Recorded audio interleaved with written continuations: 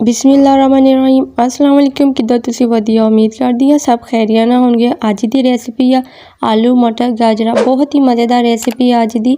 और तुसीं चिकन कढ़ाई नहीं भुल जाना वा, बीफ कढ़ाई भुल जाओगे, इन्नी मज़ेदार सब उंगलियां चटदे रह जाएंगे। मिक्स सब्जियां बनावांगे, गाजर आ, आलू आ और मैं मेथी लई आ, ठीक है ना। मेथी बहुत ज़बरदस्त लगती है और मटर। अच्छा ਇਹਦਾ तड़का जरा मैं तैयार करूँगी बहुत ही ज़बरदस्त है, ਇਹਦੀ ज़बरदस्त तड़के की खुशबू आने वाली है। अच्छा ਇਹਦੇ ਵਿੱਚ मैं पा रही हाँ लाल मिर्च साबत और मैं ਇਹਦੇ ਵਿੱਚ पत्ते पाया कड़ी पत्ता, ठीक है ना। ਇਹਦੇ ਵਿੱਚ कड़ी पत्ता तुसी पाना वा, बहुत ही मज़ेदार कड़ी पत्ते की खुशबू आती है। कड़ी पत्ता बहुत ज़बरदस्त लगता वा सब्जी ते। और इनू थोड़ा जिहा हल्का जिहा ब्राउन करांगे, ठीक है ना, 2-3 सेकंड। और ਇਹਦੇ ਵਿੱਚ मैं पा रही हाँ 2 प्याज, ठीक है ना। प्याज पावांगी 2 और अच्छी तरह फ्राई करांगे। इन्ना ज़्यादा ਇਹਦਾ कलर चेंज नहीं करना प्याज का, ठीक है ना। सब्जी ते प्याज का कलर ज़्यादा ब्राउन अच्छा नहीं लगता क्योंकि सब्जी का कलर अच्छा नहीं आता, ठीक है ना। ਇਹਦੇ ਵਿੱਚ मैं पा रही हूँ हुण, अच्छा जी 1 चम्मच मैं अदरक पाऊँगी। देखो प्याज ने मैं ब्राउन नहीं किया, ठीक है ना, सिर्फ हल्का जिहा कलर चेंज किया वा प्याज का। और ਇਹਦੇ ਵਿੱਚ मैं पाता 1 चम्मच अदरक, ठीक है। लाल मिर्चा तुसीं साबत तड़के ते लाजमी पानियां वा, ठीक है ना। बहुत मज़ेदार लगदियां वा, टेस्ट बहुत अच्छा होंदा वा सब्जी ते। इन्नी मज़ेदार होगी कि सब ने ना उंगलियां चढ़ जाना वा और बहुत ही मज़ेदार आ। ਇਹਦੇ ਵਿੱਚ मैं पाऊँगी 2 टमाटर, ठीक है ना। 2 टमाटर लिया और सब्जियां ते टमाटर थोड़ा जिहा ज़्यादा इस्तेमाल होंदा वा, बहुत अच्छा टेस्ट आंदा टमाटर नाल क्योंकि गाजरां मिठियां जिहियां लगदियां ते ਇਹਦਾ टेस्ट चेंज हो जाता वा गाजरां दा। और बहुत ही मज़ेदार तरीके नाल बनाऊँगी। अच्छा ਇਹਦੇ ਵਿੱਚ जो मैं मसाले ऐड करूँगी वो बहुत ही मज़ेदार होने आ। हल्दी 1 चम्मच और दड़ा मिर्च है ना जी तुसी मिस नहीं करनी।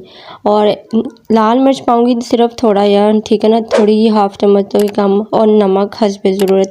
दड़ा मिर्च तुसी इत्थे लाजमी पानी है क्योंकि ਇਹਦਾ टेस्ट दड़ा मिर्च नाल ही आएगा, बहुत ही मज़ेदार लगदी है। अच्छा ਇਹਦੇ ਵਿੱਚ पा रही हाँ मेथी, मसाले नू अच्छी तरह बुनाई कर लिया, 2-3 सेकंड मैं बुनाई की है। फिर मैं ਇਹਦੇ ਵਿੱਚ पा ली मेथी, ठीक है ना। मेथी नू तुसी बुनाई करनी है अच्छी तरह। अच्छा जी मैं कवर कर दिता सी 5 मिनट ताकि मेथी का थोड़ा पानी खुश्क हो जाए, अच्छी तरह इसकी बुनाई होए। और मेथी की बुनाई तुसी अच्छी तरह करनी है, ठीक है ना। ਇਹਦੇ ਵਿੱਚ पाऊँगी आलू मैं 2 लिया, ठीक है ना, बारीक कट लिया। और आलू नू अच्छी तरह तुसी बुनाई करनी है। आलू की तुसी अच्छी तरह बुनाई करिया करो ताकि जिद्दों भी सब्जी में आलू है, आलू के अंदर नमक मिर्च का भी जायका होवे ते फिर आलू का बहुत अच्छा टेस्ट होंदा वा। अच्छा ਇਹਦੇ ਵਿੱਚ मैं पाऊँगी मटर, ठीक है ना। मटर बहुत ही मज़ेदार लगदे आ। और गाजरा तो माशाल्लाह ज़बरदस्त है। गाजरा खानियां भी चाहिए, कच्चियां भी खानियां चाहिए, खून पैदा करती है। और गाजरा का जूस भी बना के पीना चाहिए वा क्योंकि खून पैदा करते हैं, ठीक है ना। गाजर का जूस भी बहुत मज़ेदार है, मौसम है इन्हां सब्जियां का। अच्छा मैं कवर कर दिता वा। अच्छा जी मैं 5 मिनट कवर किया सी ताकि ਇਹਦਾ सब्जी का पानी निकल आए, ठीक है ना। ਇਹਦੇ ਵਿੱਚ पानी नहीं ऐड करना मैं, इसी पानी ते सब्जी गलनी चाहिए, ठीक है ना। आलू मटर सब इसी पानी ते। बिस्मिल्लाहिर्रहमानिर्रहीम, बिस्मिल्लाह दी बरकत। माशाल्लाह बहुत ही ज़बरदस्त खुशबू आ रही है। आग में बिल्कुल स्लो रखी हुई सी, 15 मिनट में कवर कर दिता सी ताकि हल्की हल्की आग ते अच्छी तरह गाजर और मटर आलू तीनों चीज़ें अच्छी तरह गल जान। बहुत ही मज़ेदार खुशबू आ रही है। अच्छा अच्छी तरह बुनाई होने तो बाद ਇਹਦੇ ਵਿੱਚ मैं हरा धनिया पाऊँगी, ठीक है ना। हरा धनिया तो बहुत मज़ेदार लगता वा सब्जी ते भी।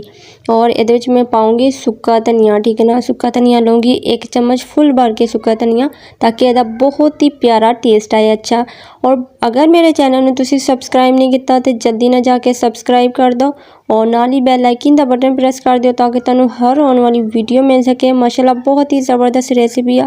उम्मीद करते हैं अज की रेसिपी तुहानू जरूर पसंद आएगी। मैनू प्यारा या कमेंट करके लाजमी दस्सिओ तुहानू मेरी रेसिपी किद्दां दी लगी और अपने प्यारे ते मेरी रेसिपी नू शेयर भी कर दिया करो।